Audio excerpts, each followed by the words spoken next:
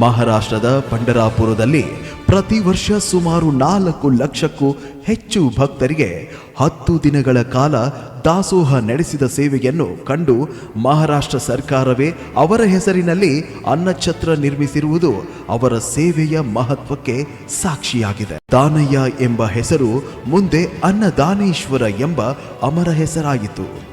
ಹಸಿದವರ ಹೊಟ್ಟೆ ತುಂಬಿಸುವುದನ್ನೇ ದೇವರ ಪೂಜೆ ಎಂದು ನಂಬಿದ್ದ ಅವರು ತಮ್ಮ ಬದುಕನ್ನೇ ದಾಸೋಹಕ್ಕೆ ಸಮರ್ಪಿಸಿದರು.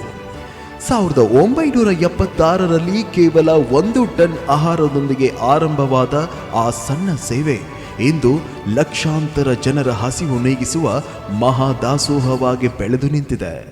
ವರ್ಷದಲ್ಲಿ 280ಕ್ಕೂ ಹೆಚ್ಚು ದಿನಗಳ ದಾಸೋಹ ಮಠದ ಸುಮಾರು 180ಕ್ಕೂ ಹೆಚ್ಚು ಎಕರೆ ಕೃಷಿ ಭೂಮಿಯಲ್ಲಿ ಬೆಳೆಯುವ ಧಾನ್ಯಗಳಿಂದ ಸಾವಿರಾರು ಭಕ್ತರಿಗೆ ಅನ್ನಪ್ರಸಾದ